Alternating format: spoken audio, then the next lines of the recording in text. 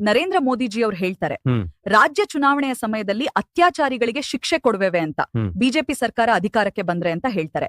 ನಮ್ಮ ದೇಶದ ರಾಜಧಾನಿ ದೆಹಲಿ ಎನ್ಸಿಆರ್ ನಲ್ಲಿ ಪ್ರತಿದಿನ ಹೊಸ ಹೊಸ ಅತ್ಯಾಚಾರ ಪ್ರಕರಣಗಳು ವರದಿಯಾಗ್ತಿವೆ.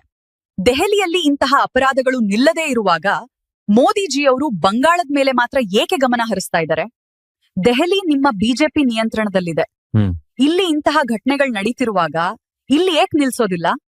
ನಾವು ನಮ್ಮ ಮಗಳ ಸುರಕ್ಷತೆ ನೆನಪಿಸ್ಕೊಳ್ತೀವಿ, ಚುನಾವಣೆ ಮುಗಿದ ನಂತರ ಎಲ್ಲವನ್ನೂ ಮರ್ತು ಬಿಡ್ತೀವಿ. ಶಹೀದರ ಹೆಸರಿನಲ್ಲಿ ಮತ ಕೇಳೋದು ಸರಿ ಇರಬಹುದು, ಆದ್ರೆ ಅಧಿಕಾರ ರಾಜಕಾರಣದಲ್ಲಿ ಮಹಿಳೆಯರ ಸುರಕ್ಷತೆ ಕೇವಲ ಚುನಾವಣೆಯ ಮಶವಾಗ್ಬೇಕೆ? ಜನರಿಗೆ ಬೇಕಿರೋದು ಸುರಕ್ಷತೆ, ಕೇವಲ ಭಾಷಣಗಳು ಮತ್ತು ಖಾಲಿ ಭರವಸೆಗಳು ಅಲ್ಲ. ಮಕ್ಕಳ ರಕ್ಷಣೆ ಮುಖ್ಯ, ರಾಜಕೀಯವಲ್ಲ, ಅದು ಜವಾಬ್ದಾರಿ. ಆದ್ರಿಂದ ದಯವಿಟ್ಟು ಇದನ್ನ ವೋಟ್ ಬ್ಯಾಂಕ್ ರಾಜಕಾರಣದ ಭಾಗವಾಗಿಸಬೇಡಿ. ಈ ವಿಡಿಯೋ ನಿಮಗಿಷ್ಟ ಆಯ್ತಾ? ಹಾಗಿದ್ರೆ ದಯವಿಟ್ಟು ಸಬ್ಸ್ಕ್ರೈಬ್ ಮಾಡಿ, ಲೈಕ್ ಮಾಡಿ. ನಿಮ್ ಸಪೋರ್ಟ್ ನಮ್ಗೆ ತುಂಬಾ ಮುಖ್ಯ.